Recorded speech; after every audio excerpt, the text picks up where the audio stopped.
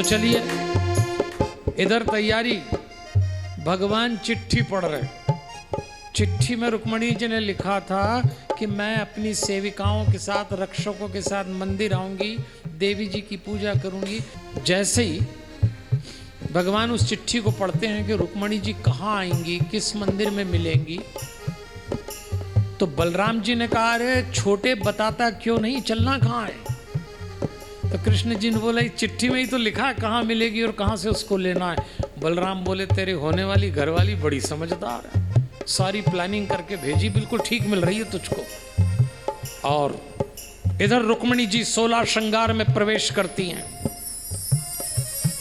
जैसे ही मंदिर में जाती, मृदंग शंख ढोल तुरही भेरी बज रही, गवैये गा रहे। पूजा करके बाहर निकली, रत्न जड़ित अंगूठी से जगमगाते हाथ उनके, अपनी सहेली का हाथ पकड़ा, महावर से सजे नूपुर वाले पांव उनके, घुंघरू की रुंझुन हो रही, राजहंस की गति से माताजी चल रही, सुगंधित वस्त्रालंकार पहने हुए, जड़ाऊ करधनी शोभायमान हो रही। चंचल दृष्टि से इधर उधर देखा। उन्होंने भगवान से कहा था मंदिर से निकलने पे इशारा करूंगी। जैसे ही घूंघट हटाया, रक्षकों ने गर्दन नीचे कर ली। राज स्त्री का मुंह नहीं देख सकते, अपराध है। माता जी ने अपनी बिंदिया की चमक से भगवान को संकेत दिया। भगवान ने बिंदिया की चमक का संकेत पकड़ा, आमंत्रण माना, रथ लिया और दौड़ाया।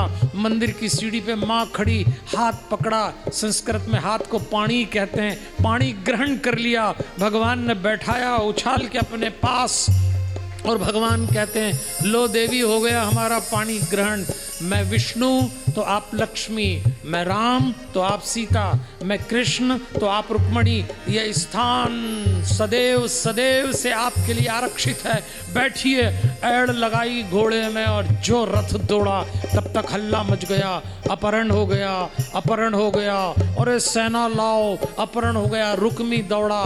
भगवान ने बलराम से कहा, दाऊ ये पीछे लोग आ रहे हैं राक्षस, आप निपट लेना, मैं तो चला। दाऊ ने कहा, जा छोटे, मैं खड़ा हूँ। और युद्ध आरंभ। भगवान रुक्मणी जी को लेके जंगल में पहुंचे। जंगल में रथ दौड़ रहा। अचानक भगवान के रथ के आगे एक रथ आ गया। भगवान ने देखा, कौन है भाई? तो देखा रुक्मी, माँ रुक्मणी जी का भाई, कूदा, निकाली तलवार। भगवान ने कहा, ओ रुक्मी। भगवान भी कूदे। भगवान और रुक्मी का युद्ध होता है और भगवान रुक्मी को नीचे पटक देते हैं और निकाल के तलवार उसकी गर्दन उड़ाते हैं। और जैसी गर्दन उड़ाने का प्रयास करते हैं, नववधु बनी हुई रुक्मणी मैया कूदती अपने भाई की छाती पे और भगवान से कहती, ना ना ना, इसे न मारिए, मेरा भाई है। आज हम लोग पहली बार मिल रहे हैं, मैं सिर्फ इतना मांगती हूँ, इसे छोड़ दीजिए। भगवान सोचने लगे, मुंह दिखाई में भी क्या मांगा साला, देना पड़ेगा। भगवान ने कहा, तलवार नीचे करी, उससे बोला, खड़े हो जा। रुक्मणी जी ने चैन की सांस ली, भैया बच गया। लेकिन भगवान तो भगवान है, सीधे कोई काम नहीं करते। उसके आधे बाल मोड़ दिए तलवार से, उसकी दाढ़ी मोड़ दी, कपड़े फाड़ दिए और कहा, अब जा। भूत पिशाच जैसा बना दिया। रुक्मणी जी ने अपने भाई की हालत देखी तो सोचने लगी, इससे तो अच्छा मारी डाला होता, अब ये ऐसा कहाँ जाएगा।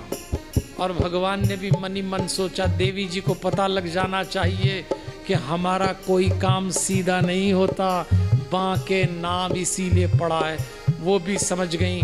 वो बाहर निकला, उधर से बलराम जी आ रहे। बलराम जी का मित्र था रुक्मी। बलराम जी ने हालत देखी तो समझ गए कृष्ण ने करी है। अंदर आके टूट पड़े। भगवान कृष्ण को खूब डांटा कि तुझे कब अकल आएगी, विवाह होने के पश्चात अपनी पत्नी के परिवार वालों का उतना ही सम्मान करना पड़ता है जितने अपने परिवार वालों का। तू समधियाना निभाना कब सीखेगा? इतनी डांट पड़ी। और देखो रुक्मणी जी के मन में ये बात तो आ गई थी कि ये क्या किया। तो बलराम जी मुड़े और रुक्मणी जी से बात करते हैं। भागवत में बलराम जी को कोई बहुत शब्द नहीं दिए, पर यहाँ बहुत अच्छा बोले और अपनी होने वाली बहू से कहते हैं, देवी हम क्षत्रियों का स्वभाव है आपस में लड़ना, आप अन्य मत्था मत लेना, ये ऐसे ही कर दिया है, आप सामान्य हो जाएं। ऐसा लिखा है भागवत में, वैमनस्यम परितज्य मनः बुद्धया समाधदे। इस श्लोक का अर्थ है रुक्मणी जी ने अपने मन के मैल को मिटाकर विवेक बुद्धि से काम लिया। इसका मतलब रुक्मणी जी के मन में मैल आ गया था कि ये क्या हो रहा है, किस घर में जा रही हूं, ऐसे लड़ते। लेकिन बलराम जी ने हमको एक बात सिखाई, हमारे घर में जब कोई बहू आए तो उससे कैसे व्यवहार करना। देखो अपन लोगों के यहाँ जब कोई नई बहू आती है ना, तो अपन लोग क्या करते हैं, सारा खानदान उस नई बहू को समझाने में जुट जाता है। जिसको देखो वो ज्ञान बांटता है। वो तो 2-3 साल बाद जब वो बहू पलट के समझाती है तब समझ में आता है। इसलिए नई बहू से छेड़छाड़ बिल्कुल नहीं करना। भगवान रुक्मणी जी को लेके आए,